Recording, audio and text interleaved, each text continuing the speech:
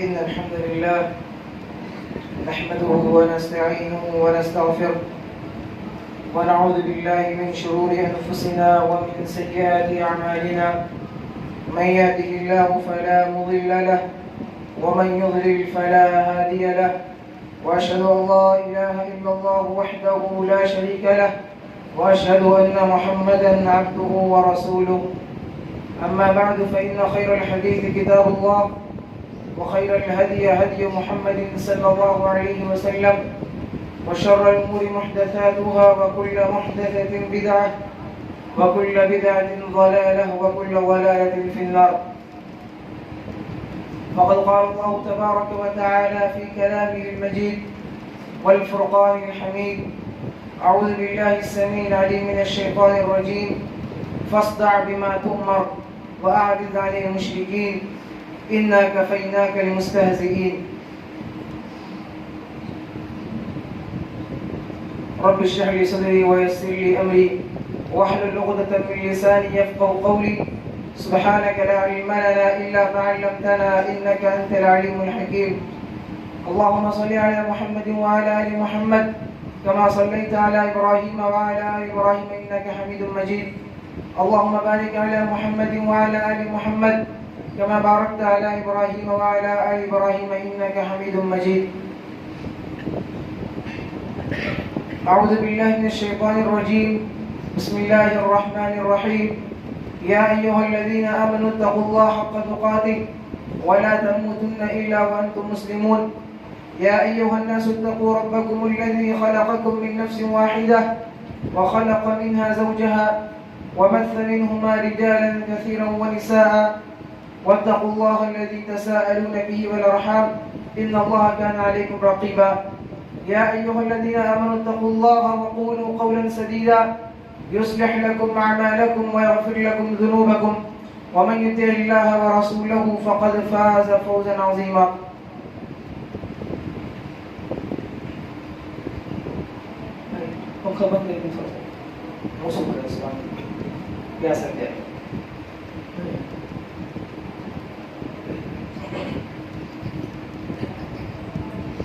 محترم حاضرین جمعہ، آج میں اس جمعے کے خطبے میں جس موضوع کو لے کر حاضر ہوا ہوں وہ نبی اکرم صلی اللہ علیہ وسلم کا دفاع، یعنی نبی صلی اللہ علیہ وسلم کی پاکی اور صفائی اس اعتبار سے کہ ایک شخص نے محمد رسول اللہ صلی اللہ علیہ وسلم پر غلط الزامات لگائے ہیں اور برا بھلا کہا ہے، اس کا نام منبر رسول سے لینا مناسب نہیں ہے۔ اس سے پہلے اس نے صحابہ کرام کے خلاف اور قرآن مجید میں بہت ساری دہشت گردی والی آیت یہ بہانہ بنا کر قرآن کریم سے چند آیتوں کو نکالنے کی ناپاک کوشش کی، اور پھر اس کی کفر اور اس کی یہ بغض، اس کی یہ منافقت اتنی آگے نکلی کہ صحابہ اور قرآن کریم کے اعتراض کرنے کے بعد آج اس نے محمد نامی ایک کتاب لکھی۔ اس کتاب میں نبی صلی اللہ علیہ وسلم پر الزامات لگائے اور غلط بیانی کی، اور ساتھ ہی ساتھ صحابہ کرام کے خلاف بھی بولا، اور اس کتاب میں قرآن مجید کے خلاف بولا، یہاں تک کہ پورے اسلام کا بائیکاٹ کرتے ہوئے اس نے اسلام کو آتنوادیت کا دین قرار دیا۔ لوگوں کے حساب سے لوگ اس کے جوابات دے رہے ہیں، ایف آئی آر درج کرا رہے ہیں، جو لوگوں کی جیسی کوشش ہے اپنی اپنی پہنچ کے اعتبار سے لوگ کام کر رہے ہیں، اور یہ کوئی نئی بات نہیں ہے۔ نبی اکرم صلی اللہ علیہ وسلم کے زمانے سے لے کر آج تک اور قیامت تک کچھ لوگ ایسے پیدا ہوں گے کہ جو محمد رسول اللہ صلی اللہ علیہ وسلم کی سیرت پر، آپ کی مبارک اور پاکیزہ حیات پر کیچڑ اچھالیں گے، نقص نکالیں گے اور بہت سارے قسم کے اپنے اندر جو بغض رکھتے ہیں وہ نبی اکرم صلی اللہ علیہ وسلم کے خلاف باہر نکالیں گے. لیکن ہمیں اس سے گھبرانے اور پریشان ہونے اور جذبات میں آنے کی ضرورت نہیں ہے. اللہ رب العالمین نے ایسے لوگوں کا علاج کر چکا ہے اور آئندہ بھی ایسے لوگوں کا علاج کرتا رہے گا. تو سب سے پہلی چیز، پہلے ہم نبی اکرم صلی اللہ علیہ وسلم کی عظمت بیان کرتے ہیں، پاکی اور صفائی. نبی صلی اللہ علیہ وسلم کا ہم دفاع کرتے ہیں، ان کا ہم ساتھ دیتے ہیں، ان کے خلاف زبان کھولنے والوں کے خلاف کھڑے ہوتے ہیں. نبی کے خلاف بولنے والوں کے سامنے ہم ہتھیار نہیں ڈالتے، چاہے صحابہ کے خلاف بولنے والے ہوں، قرآن کے خلاف بولنے والے ہوں، اللہ رب العالمین کے خلاف بولنے والے ہوں، اسلام کو غلط ٹھہرانے والے ہوں. اس معاملے میں ہم اور آپ خاموشی سے نہیں بیٹھ سکتے. اگر کوئی خاموش بیٹھے بھی اور دل سے بھی اگر نفرت کرتا ہے، اور اگر کوئی دل سے نفرت بھی نہ کرے، تو ہمارا ایمان ہے کہ وہ اپنے ایمان کی خیر منائے. اس کی ایمان ہے بھی یا نہیں پتہ نہیں. تو سب سے پہلی چیز، نبی اکرم صلی اللہ علیہ وسلم کی شان اور آپ کی عظمت یہ ہے کہ اللہ رب العالمین نے کہا من یطیع الرسول فقد اطاع اللہ، کہ جس نے رسول اللہ صلی اللہ علیہ وسلم کی اطاعت کی گویا کہ اس نے اللہ رب العالمین کی اطاعت. اس آیت کو اپنے سامنے رکھیے اور پوری دنیا کی جتنے بھی ہستیاں ہیں، جتنے بھی لوگ ہیں، جتنے بھی بزرگ ہیں، سب کے اقوال کو، فرامین کو اپنے سامنے رکھیے. جس نے نبی اکرم صلی اللہ علیہ وسلم کی بات مان لی، اس نے ڈائریکٹ اللہ رب العالمین کی بات مان لی. یعنی اگر کوئی شخص پوری دنیا والوں کا خیال نہ کرے، اپنے کسی بھی امام کا یا بزرگ کا یا اولیاء اللہ کا دامن نہ پکڑے، صرف اور صرف محمد رسول اللہ صلی اللہ علیہ وسلم کا دامن پکڑ لے، جنت اس کی گارنٹی. لیکن اس کے برعکس اگر کوئی نبی اکرم صلی اللہ علیہ وسلم کو چھوڑ کر کسی بھی ائمہ، کسی بزرگان دین کے دامن کو تھامتا ہے اور نبی کو چھوڑتا ہے، ایسے لوگوں کی ضمانت کی اور گارنٹی اور نجات کی گارنٹی نہیں ہے. یہ نبی کی عظمت کے لیے کافی ہے. اور دیکھیں کہ نبی اور رسول، نبی جتنے بھی دنیا کے اندر آئے کم و بیش 1,24,000 انبیاء کرام، اور انبیاء کرام میں سے سب سے عظمت والے، انبیاء سے اونچے رسول ہوتے ہیں. اب رسول میں بھی 5 نبی ایسے ہیں، 5 انبیاء ایسے ہیں جو نبی اور رسول سے بھی اونچے ہیں فضیلت کے اعتبار سے.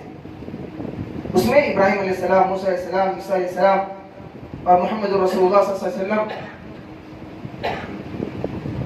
تو آپ دیکھیں، غور کریں، ان 5 انبیاء کرام میں سے بھی سب سے زیادہ عظمت والے محمد رسول اللہ صلی اللہ علیہ وسلم ہیں. بتانے کا مقصد یہ ہے کہ اگر کوئی شخص کسی کے بارے میں یہ سمجھے یا اپنے بارے میں یہ عقیدہ رکھے کہ میں 1,24,000 انبیاء کرام میں سے جو سب سے چھوٹے نبی ہیں، تمام انبیاء کے سب سے چھوٹے نبی ہے، اگر چھوٹے نبی سے بھی اپنے آپ کو اونچا کرنا چاہے یا بڑا سمجھتا ہے، اہل سنہ والجماعت کا اتفاق ہے کہ وہ انسان کافر ہے. کہ ہمارا کوئی مشورہ نہیں بلکہ اجماع ہے اس بات پہ کہ جو نبی سے ایک قدم بھی آگے بڑھائے، چھوٹے نبی سے بھی ایک قدم آگے بڑھائے، وہ کفر کا ارتکاب کر بیٹھا. یہ بھی ایک نبی صلی اللہ علیہ وسلم کی عظیم شان. اسی طریقے سے نبی صلی اللہ علیہ وسلم کی شان آپ دیکھیں، اللہ کے نبی صلی اللہ علیہ وسلم فرماتے ہیں، صحیح مسلم کی روایت حدیث نمبر 153 والذی نفسی بیدی، قسم اس ذات کی جس کے ہاتھ میں میری جان ہے، لا يسمع بی احد من امتی، میری امت میں سے کوئی بھی شخص کہیں کا بھی رہنے والا، امریکہ آسٹریلیا کے محلات میں رہنے والا ہو یا افریقہ کے کسی جنگلات میں رہنے والا ہو، قیامت تک آنے والے جتنے بھی لوگ اگر وہ میرے بارے میں سنتے ہیں، محمد کا نام سنتے ہیں، اور نام سننے کے بعد لا یؤمن بی ثم یموت، وہ انتقال ہو جاتے ہیں، میری باتوں پر ایمان نہیں لاتے، الا من کان اصحاب النار، تو یہ شخص جہنم میں جائے. اب دیکھیے جو لوگ پروپیگنڈا کرتے ہیں نبی صلی اللہ علیہ وسلم کے نام کو اچھالتے ہیں، اچھالنے کا نتیجہ یہی ہوتا ہے کہ اللہ رب العالمین ہر اس گھر میں نبی صلی اللہ علیہ وسلم کے نام کو پہنچاتا ہے، ٹی وی چینل کے ذریعے، واٹس ایپ کے ذریعے اور سوشل میڈیا کے ذریعے، تاکہ جو نبی صلی اللہ علیہ وسلم کے نام کو نہ جانتا تھا وہ بھی جان لے اور دنیا کے اندر حجت پیدا ہو جائے کہ ہاں وہ نبی، ان کی خبر تم تک پہنچی تھی، تم ایمان کیوں نہیں لائے؟ تو اللہ تعالیٰ کی حجت کو پوری کرنے کے لیے بھی اس قسم کے واقعات آتے رہتے ہیں۔ اسی لیے ایک مسئلہ آپ غور کریں، ایک چیز میں جو سمجھانا چاہتا ہوں کہ کسی بھی ملک، ہر ملک کا اپنا ایک کانسٹیٹیوشن ہوتا ہے، اس کے جھنڈے ہوتے ہیں، اس کا عزت اور ادب احترام ہوتا ہے۔ نبی صلی اللہ علیہ وسلم کی تعلیمات ایسی ہیں کہ نبی کی تعلیمات کو ماننے کے بعد ایک انسان کبھی دیش دروہی نہیں ہو سکتا۔ آج ہم شان سے ترنگا لہراتے ہیں اور اپنی کانسٹیٹیوشن کی عزت کرتے ہیں، اس کی حفاظت کرتے ہیں، اس کی حفاظت کے لیے ہم سب مل جاتے ہیں۔ اس کی تعلیم کی بنیاد، یہ نبی کی تعلیم ہے کہ ہم اپنے وطن، اپنے دیش سے بھی محبت کرتے ہیں۔ معلوم کیا ہوا؟ ایک دیش، ایک ملک کی جو عزت ہے اس سے بڑھ کر کے کہیں عزت محمد رسول اللہ صلی اللہ علیہ وسلم کی ہے، کیونکہ نبی کی تعلیمات ہے کہ اپنے دیش کی عزت کرو، آپ نے کر کے دکھایا، بتایا۔ تو ایک ملک سے بھی زیادہ بڑھ کر عزت اور ادب اور احترام والے محمد رسول اللہ صلی اللہ علیہ وسلم ہیں۔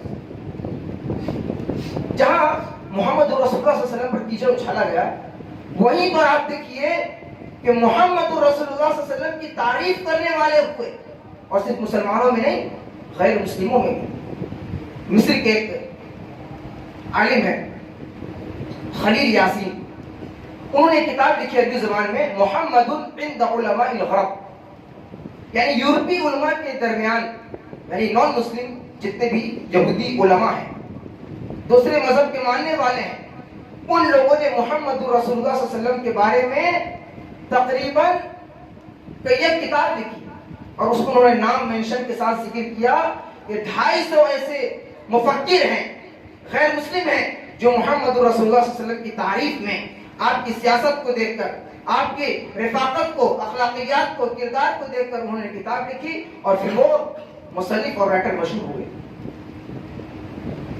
تو اس لیے اللہ رب العالمین جسے چاہتا ہے عزت دیتا ہے، جسے چاہتا ہے ذلیل کرتا ہے، لیکن حکمت اللہ رب العالمین جانتا ہے۔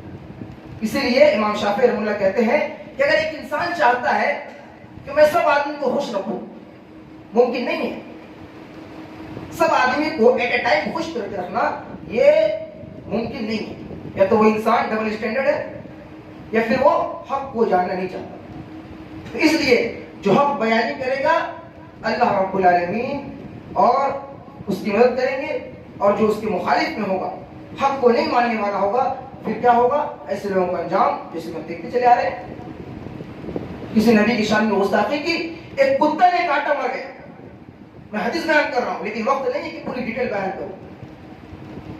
ایک نابینا صحابی نبی کی شان میں گستاخی کرنے والی عورت کو قتل کر دیا۔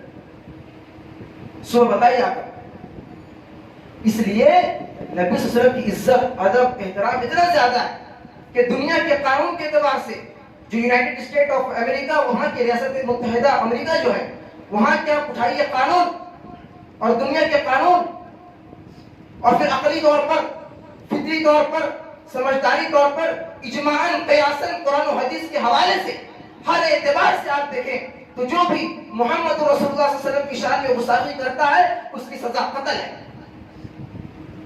اس کی سزا قتل ہے۔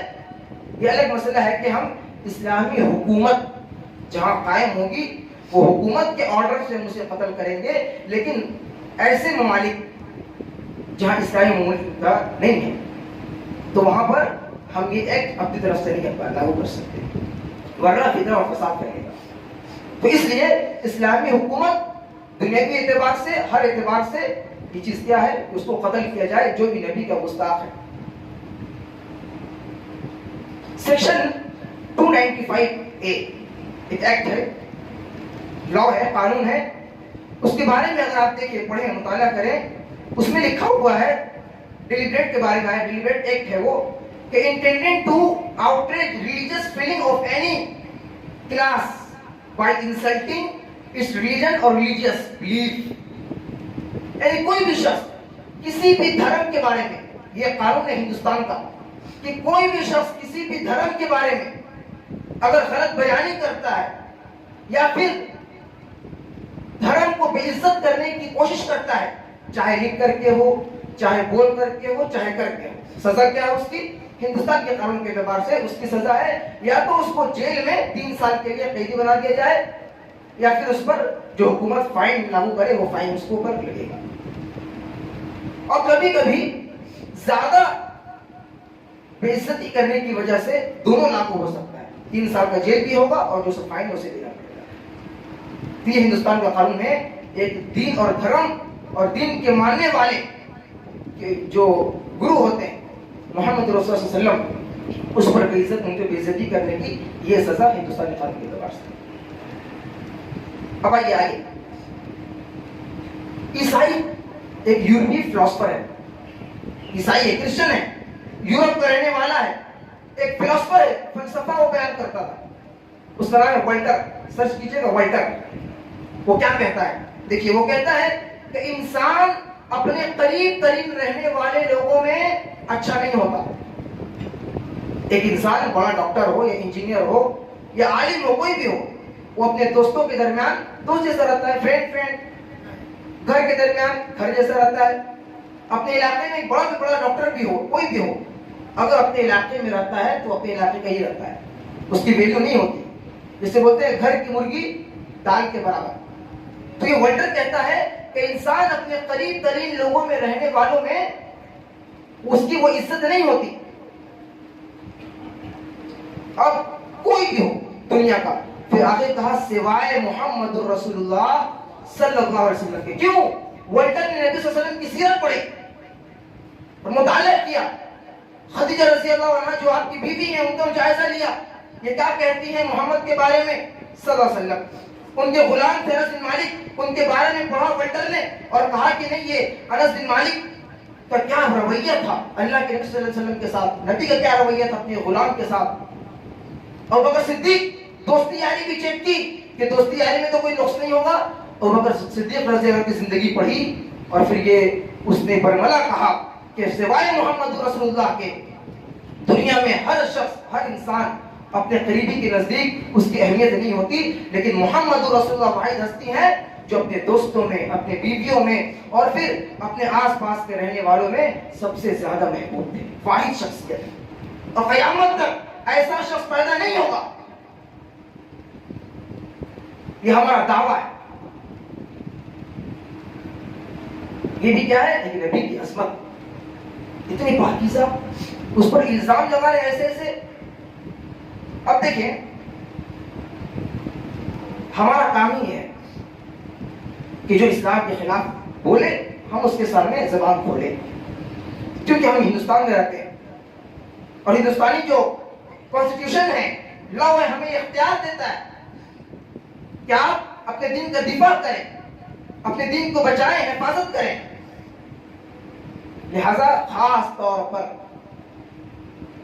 اہل الحدیث، خاص طور پر اہل سنہ والجماع، دیکھیے آپ غور کیجیے، اگر کوئی کسی دھرم کے خلاف بولے، کسی دیگر مذاہب کے خلاف بولے، بہت سے لوگ دشمن ہو جائیں گے. اگر کوئی شرک اور بدعت کے خلاف بولے تو سامنے مسلمانوں کی ایک مخالف صنف کھڑی ہو جائے گی. اگر صوفیت کے خلاف بولے، یعنی دین کی خطاب جتنی بھی خلاف ورزیاں اس کے خلاف بولے، تو آپ کے سامنے ایک سمندر کھڑا ہوگا، آپ کے مخالف میں، آپ کے اگینسٹ میں. چاہے وہ علماء بولنے والے ہوں یا عوام الناس جو دعوت کا کام کرتے ہیں، ان کے سامنے بڑا چیلنج ہے.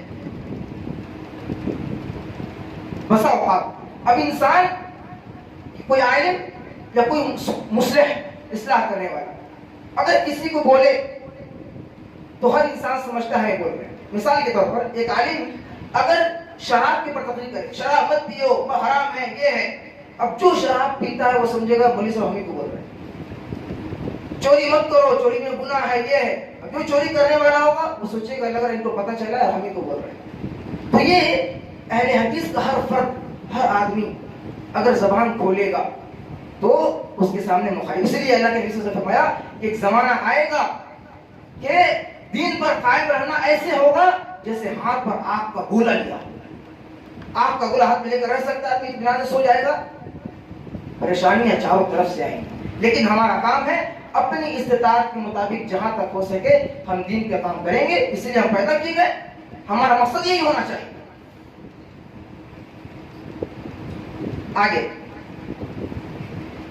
اگر آپ اختلافی مسائل کو چھوڑ دیں، صرف اچھی بات، فضائل، نماز کے فضائل، قرآن کے فضائل، سنت، میٹھی اگر سنتیں بیان کی جائیں، آپ میٹھی عبادتیں کریں، سب خوش، کوئی مسئلہ نہیں. یاد رکھیں فضیلت کب ملے گی؟ جب طریقہ صحیح ہوگا. اگر آپ فضیلت کی بات کر رہے ہیں لیکن نبی کا طریقہ نہیں ہے، آپ کو فضیلت نہیں ملے گی. آپ کی نماز کتنی میٹھی ہو، عبادات میٹھی ہو، سونے کے اذکار میٹھی ہو، آپ کی نیند میٹھی ہو، ایز ہول لائف پورے طریقہ آپ پر میٹھا ہو، لیکن اگر وہ نبی کے طریقے پر نہیں ہے تو وہ میٹھا نہیں ہے، کھٹا ہے. اس لیے منہج سلف یہ بہت ضروری ہے. منہج، طریقہ کہ اللہ رب العالمین نے کیا کہا، نبی نے کیسے کر کے بتایا، صحابہ نے کیسے سیکھا، کیسے عمل کیا. جب تک یہ چیز نہیں ہوگی اور انسان پھر کامیاب نہیں ہو پائے گا. اس لیے منہج سلف اس کو سمجھنا بہت ضروری ہے ہر انسان کے لیے، ہر کسی کے لیے. ایک چیز آپ غور کیجیے، یہی ذہن، یہی سوچ، یہ سب ٹھیک، جو چل رہا چلو سب ٹھیک ہے. اب اس کو نام کیا دیا گیا؟ رواداری، محبت، یکجہتی، اختلاف نہ ہونے پائے امت میں، روشن خیالی، اوپن مائنڈیڈ، ایک دم کھلے، سب صحیح. اب اس میں مسئلہ کیا ہوتا ہے؟ اس چیز کو بنیاد بنا کے ہم سامنے والوں کو ہیپی دیوالی بھی کرتے ہیں، ہیپی کرسمس بھی کہتے ہیں، اور نہ جانے جتنے بھی تہوارات ہیں سب میں ہم سیلیبریٹ کرتے ہیں، ساتھ میں رہتے ہیں. اگر کوئی کہا جائے کہ نہیں بھائی یہ شرک ہو جائے گا، نہیں، روشن خیالی، یکجہتی، رواداری کہتے ہیں. جس چیز میں شرک آ جائے، بدعت آ جائے، اس میں رواداری نہیں چلے گی. رواداری وہاں ہوگی جہاں دوسرے مسائل ہیں، وہاں پر رواداری کیجیے. اللہ کے نبی صلی اللہ علیہ وسلم کے واقعات دیکھیے.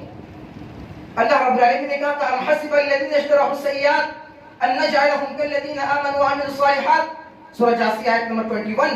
کہ کیا جو لوگ گناہوں کو ترجیح دیتے ہیں اور جو لوگ اچھے کام کرتے ہیں، کیا ہم دونوں کو برابر کر دیں گے؟ سواء محیاہم ومماتہم، کیا زندے اور مردے برابر ہوتے ہیں؟ اگر کوئی یہ کہتا ہے کہ نہیں ہاں برابر ہوتے ہیں، سب چل جائے گا، اللہ تعالیٰ کہہ رہے ہیں ساء ما یحکمون، یہ جو فیصلہ کرتے ہیں بہت ہی برا فیصلہ ہے. اللہ تعالیٰ ایسا فیصلہ نہیں کرے گا. ہم شرک کو شرک نہ کہیں، توحید کو توحید نہ کہیں، صحیح کو صحیح نہ کہیں، غلط کو غلط نہ کہیں، پھر ہم کس فائدے میں؟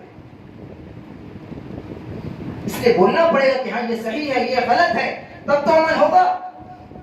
اس لیے رواداری اور یکجہتی وہاں چلے گی جہاں کمپرومائز کیا جا سکتا ہو، لیکن شرک کے معاملے میں، توحید کے معاملے میں کوئی کمپرومائز نہیں. اس طریقے سے ایک چیز آپ دیکھیں، جو رواداری کا نام ہے سب ٹھیک. اس میں میں مثال بیان کرتا ہوں. لوط علیہ السلام، دیکھیے لوط علیہ السلام کے قوم والے، بتایا گیا تھا پچھلے جمعہ میں کہ وہ لوگ مرد سے اپنی شرط پوری کرتے تھے، اور وہاں پر ان کی بیوی تھی، لوط علیہ السلام کی بیوی. سورہ اعراف آیت نمبر 83 دیکھیں، 83.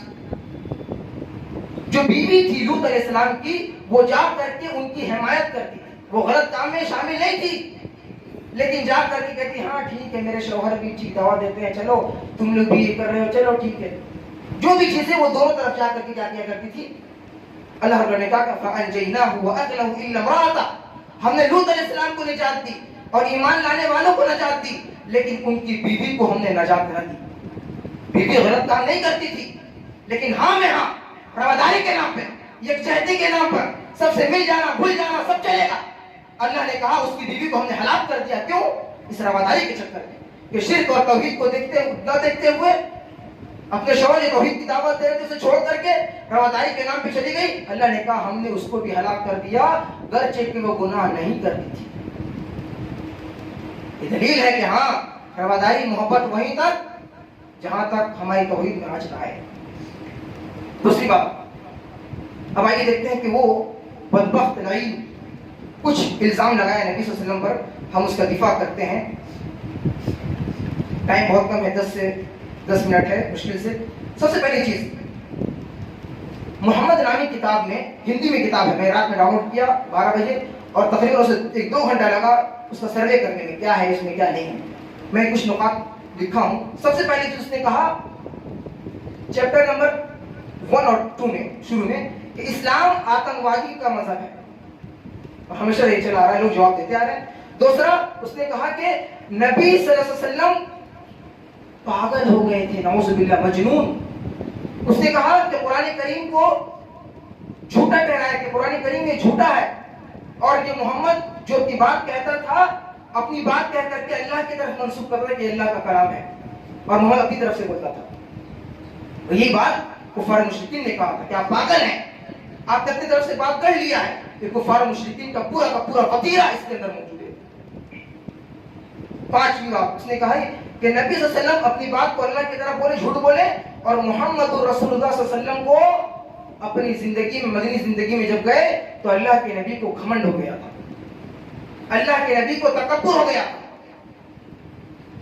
اور پھر اس کے بعد نمبر 6 اس نے کہا کہ محمد رسول اللہ صلی اللہ علیہ وسلم کی ماں نے ان کو بچپن میں چھوڑ دیا تھا، جو گئے تھے دودھ پینے کے لیے، تائی حلیمہ کیا. اور پھر اس نے کہا نمبر 8 میں کہ محمد رسول اللہ صلی اللہ علیہ وسلم کو ان کے باپ اور ان کے گھر والوں نے جو قریبی تھے نہیں پالا، ان کے چچاؤں اور ان کے داداؤں نے اس کی تربیت کی، اس لیے محمد صلی اللہ علیہ وسلم بگڑ گئے تھے، ان کا کیریکٹر خراب ہو گیا تھا کیونکہ باپ کا پیار نہیں ملا تھا اور باپ انتقال ہو گئے تھے. اور وسیم رضوی اسی کتاب میں اپنی جہاں انٹروڈکشن دیتا ہے، تعریف کرتا ہے، وہ اس نے لکھا کہ میرے باپ جب میں 10 سال کا تھا تو انتقال ہو گئے تھے. یہ شخص خود 10 سال کا تھا، اس کے باپ کا انتقال ہو گیا، اور یہ محمد صلی اللہ علیہ وسلم پر الزام لگا رہا ہے کہ باپ نہیں تھے، تربیت نہیں ملی، اس لیے محمد بگڑ گئے تھے، نعوذ باللہ. اس کے بعد اس کتاب کے صفحہ نمبر 143 میں اس نے کہا کہ محمد صلی اللہ علیہ وسلم، میں نے پڑھی وہ باقاعدہ کہ کیا لکھا اس میں، ایک پیش کا ہے کہ محمد صلی اللہ علیہ وسلم اور یہ ان کے ساتھی یہ لڑکیوں کے حواس کے شکار تھے اور جنگی کیا کرتے تھے. 143 اس نے یہاں تک کہا، الزام لگایا ریپ کا اور زنا کا نبی صلی اللہ علیہ وسلم پر اور صحابہ کرام پر. اور اس کے بعد اس نے کہا صفحہ نمبر 64 میں کہ عائشہ رضی اللہ عنہا سے جو شادی ہوئی یہ زیادتی کی بنیاد پہ ہوئی، اور جو تفصیل اس نے منفرد جو واقعات تاریخی بیان کیے، اس نے خود کہا ہے کہ میں یہ واقعات اس کتاب میں ادھر ادھر سے میں لے کر کے بیان کر رہا ہوں، میری کوئی اپنی یہ نہیں ہے، اور ادھر جس کی جہاں سے جو پایا اٹھا کر کے کتاب میں بھر دیا. اس کی کوئی تحقیق ہے نہ آتا ہے نہ پتہ ہے. 1-2 حدیث کو اس نے ذکر کیا ہے، جو حدیث بھی جو غلط استدلال کیا ہے، غلط طریقہ سے حدیث کو بیان کیا ہے. اس کے بعد عائشہ رضی اللہ عنہ کے بارے میں آپ کو وضاحت کر دوں کیونکہ وہ ہماری ماں ہے، ان کا بھی دفاع ضروری ہے، ان کی بھی صفائی ضروری ہے. سب سے پہلی چیز، اگر نبی صلی اللہ علیہ وسلم شادی کیے تو اگر یہ غلط ہوتا تو وہاں کے جو لوگ تھے کفار مشرکین